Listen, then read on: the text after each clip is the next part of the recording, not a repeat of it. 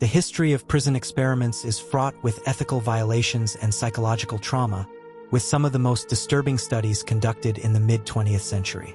One of the most infamous examples is the Stanford Prison Experiment, conducted in 1971 by psychologist Philip Zimbardo. This study aimed to investigate the psychological effects of perceived power, focusing on the struggle between prisoners and prison officers. Zimbardo converted the basement of Stanford University's psychology building into a mock prison, recruiting 24 male students who were deemed psychologically stable. The participants were randomly assigned roles as either guards or prisoners, and the experiment was intended to last 2 weeks. However, within days, the situation spiraled out of control as the guards began to exhibit sadistic behavior, while the prisoners suffered extreme emotional distress. The guards, emboldened by their authority, subjected the prisoners to humiliation, sleep deprivation, and psychological torture. The experiment was terminated after only 6 days due to the severe emotional breakdowns experienced by several participants. Zimbardo's study remains a stark reminder of how quickly ordinary individuals can succumb to the corrupting influence of power, and it has been widely criticized for its ethical shortcomings and the lasting harm it caused to participants. 2. Another deeply troubling prison experiment was the BBC Prison Study, conducted in 2002 as a partial replication of the Stanford Prison Experiment. This study, led by psychologists Stephen Riker and Alex Haslam, sought to explore group behavior and the dynamics of power within a simulated prison environment. Unlike Zimbardo's experiment, the BBC study allowed for more fluid interactions between guards and prisoners, with participants able to challenge the established hierarchy. However, the study still descended into chaos as the guards became increasingly authoritarian and the prisoners rebelled against their oppression. The experiment highlighted the fragility of social structures and the ease with which individuals can be manipulated into adopting oppressive roles.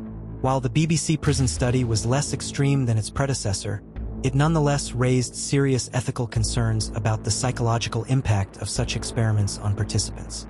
The study also underscored the potential for abuse in environments where power dynamics are left unchecked, serving as a cautionary tale about the dangers of unchecked authority. 3. The Milgram experiment, though not a prison study in the traditional sense, shares disturbing parallels with prison experiments in its exploration of obedience to authority. Conducted by Stanley Milgram in the early 1960s, the study sought to understand how ordinary people could be compelled to inflict harm on others under the direction of an authority figure. Participants were instructed to administer increasingly severe electric shocks to a Confederate who pretended to be in pain. Despite the apparent suffering of the Confederate, many participants continued to administer shocks simply because they were told to do so by the experimenter. The study revealed the alarming extent to which individuals are willing to abandon their moral compass in the face of authority, a finding that has profound implications for understanding behavior in prison environments. The Milgram experiment, like the Stanford Prison Experiment, has been criticized for its ethical violations, particularly the psychological distress it caused participants. However, it remains a cornerstone of psychological research, offering valuable insights into the mechanisms of obedience and the potential for abuse in hierarchical systems. 4. The Aversion Project, conducted in South Africa during the apartheid era, represents one of the most horrifying examples of prison experimentation. Between the 1970s and 1980s, the South African Defense Force subjected military personnel, primarily gay men, to brutal conversion therapy in an attempt to cure them of their homosexuality. These experiments, which took place in military prisons, included forced hormone treatments, electroshock therapy, and even chemical castration. Many of the victims were coerced into participating under threat of imprisonment or discharge from the military. The Aversion Project was not only a gross violation of human rights, but also a stark example of how scientific research can be weaponized to enforce societal norms and suppress marginalized groups. The psychological and physical scars left on the victims of these experiments are a testament to the enduring harm caused by such unethical practices. The Aversion Project serves as a chilling reminder of the dangers of allowing prejudice and discrimination to dictate scientific inquiry. 5. The Tuskegee Syphilis Study, though not conducted in a prison, shares disturbing similarities with prison experiments in its exploitation of vulnerable populations.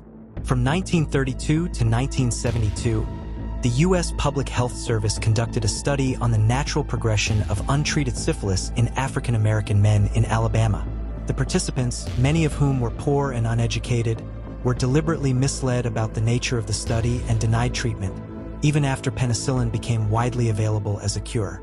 The study was conducted without the informed consent of the participants, who were essentially treated as human guinea pigs. The Tuskegee syphilis study is a stark example of how systemic racism and power imbalances can lead to egregious ethical violations in scientific research.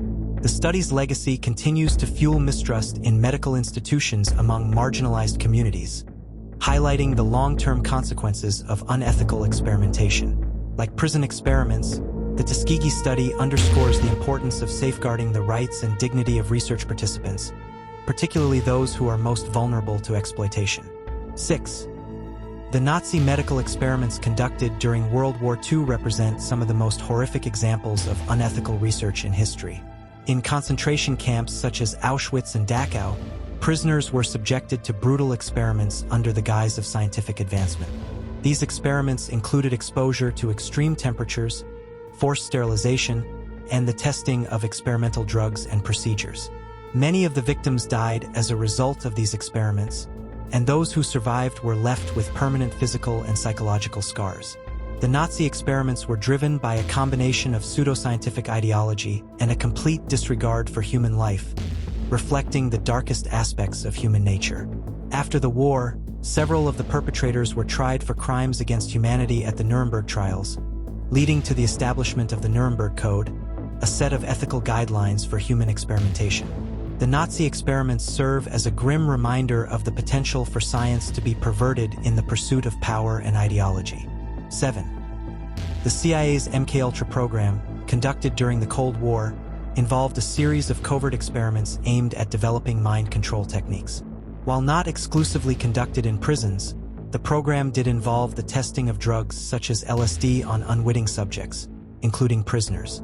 The experiments were designed to explore the potential for chemical and psychological manipulation, with the goal of creating a truth serum or a means of controlling enemy agents. Many of the participants were subjected to extreme psychological stress, including hallucinations, paranoia, and long-term mental health issues. The MKUltra program was shrouded in secrecy, and much of the documentation was destroyed when the program was exposed in the 1970s. The ethical violations committed under MKUltra are a testament to the dangers of unchecked government power and the potential for abuse in the name of national security. The program's legacy continues to raise questions about the balance between scientific research and individual rights, particularly in the context of government-sponsored experimentation. 8. The Holmesburg prison experiments, conducted by dermatologist Albert Kligman in the 1950s and 1960s, represent another dark chapter in the history of prison research. Kligman, who was contracted by pharmaceutical companies and the U.S. government, used inmates at Holmesburg Prison in Philadelphia as test subjects for a variety of experimental drugs and cosmetic products. The prisoners, many of whom were poor and African American, were paid small sums of money to participate in studies that exposed them to potentially harmful substances, including dioxin and radioactive isotopes. The experiments were conducted with little regard for the long-term health effects on the participants, many of whom suffered from severe skin conditions, cancers, and other illnesses as a result. The Holmesburg experiments were a clear example of how vulnerable populations can be exploited for scientific and financial gain, with little consideration for their well-being. The ethical implications of these experiments continue to resonate today, as they highlight the need for stringent oversight and accountability in scientific research. 9. The Willowbrook State School experiments, conducted in the 1950s and 1960s, involved the deliberate infection of mentally disabled children with hepatitis in order to study the disease's progression. The children, who were residents of the Willowbrook State School in New York, were fed stool samples from infected individuals or injected with the virus. The experiments were justified by the researchers as a means of developing a vaccine for hepatitis, but they were conducted without the informed consent of the children's parents or guardians. The Willowbrook experiments are a stark example of how vulnerable populations, particularly those with disabilities, can be exploited in the name of scientific research. The The ethical violations committed at Willowbrook led to significant changes in the regulation of human experimentation, including the establishment of institutional review boards to oversee research involving human subjects. However, the legacy of the Willowbrook experiments serves as a reminder of the potential for abuse when ethical considerations are overlooked. 10. The Guatemala syphilis experiments, conducted by the U.S. Public Health Service in the 1940s, involved the deliberate infection of Guatemalan prisoners, soldiers, and mental health patients with syphilis and other sexually transmitted diseases. The experiments were designed to study the effectiveness of penicillin in treating these diseases, but they were conducted without the informed consent of the participants. Many of the subjects were infected through direct inoculation or sexual contact with infected individuals, and they were not provided with adequate medical treatment. The Guatemala experiments were a clear violation of ethical standards, and they were kept secret for decades before being uncovered in the early 2000s. The experiments have been widely condemned as a gross abuse of human rights, and they have led to calls for greater accountability and transparency in scientific research. The Guatemala syphilis experiments serve as a reminder of the potential for harm when ethical considerations are ignored in the pursuit of scientific knowledge. 11. The Cold War-era experiments conducted by the Soviet Union on political prisoners are among the most disturbing examples of unethical research in history. In the gulags, or forced labor camps, prisoners were subjected to a variety of experiments aimed at developing new methods of torture and interrogation. These experiments included exposure to extreme temperatures, starvation, and the administration